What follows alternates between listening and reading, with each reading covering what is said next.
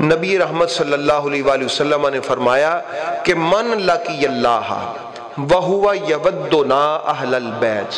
کہ جو اس حال میں مرا کہ اس کے دل میں اہل بیت کی مودت تھی، کیا تھی؟ مودت تھی، دخل الجنت بشفاعتنا، میں اپنی امتیوں کو یہ گارنٹی دیتا ہوں کہ وہ ہم اہل بیت میں سے کسی کی شفاعت سے جنت میں چلا جائے گا،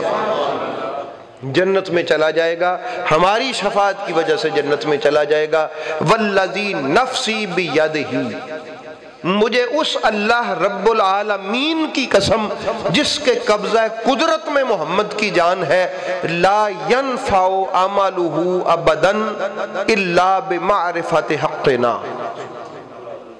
فرمایا کسی بھی بندے کو اس کا عمل تب تک نفع نہیں دے سکتا جب تک وہ ہم اہل بیت کے حق کو پہچان نہیں لیتا۔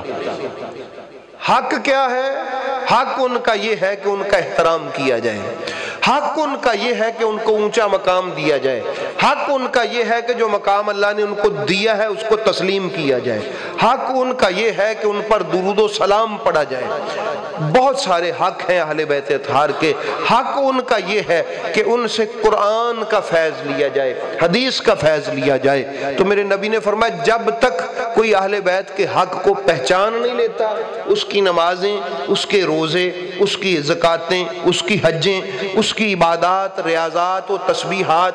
کوئی بھی اس کو قیامت والے دن فائدہ نہیں دے گا۔ اب آپ کہیں ایک کڑی گل ہوئی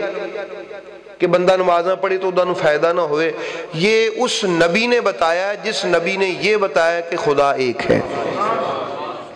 اسی نبی نے یہ بتایا کہ آپ کی نمازوں عبادات کے فائدے تب ہیں اگر آپ ہمارا حق اہل بیت کا پہچان لیتے ہیں۔ آپ نے اسی لیے فرمایا تھا میرے صحابہ کو کہ فانظروا کیف تخلفونی،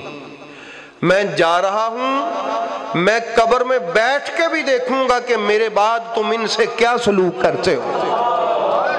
فانظروا کیف تخلفونی بعدی، میں یہاں سے بھی میں آپ کو اس لیے بتا کے جا رہا ہوں، دیکھوں گا میں وہاں سے بھی میری اہل بیت کے بعد میرے بعد کیا سلوک کرتے ہو۔ کم از کم ہم تو کہہ سکیں یا رسول اللہ ہم ہوتے تو وفا کرتے، لیکن چونکہ ہم نہیں تھے، آج ہماری وفا یہ ہے کہ ہم ان کے نام کے ڈنکے بجاتے ہیں،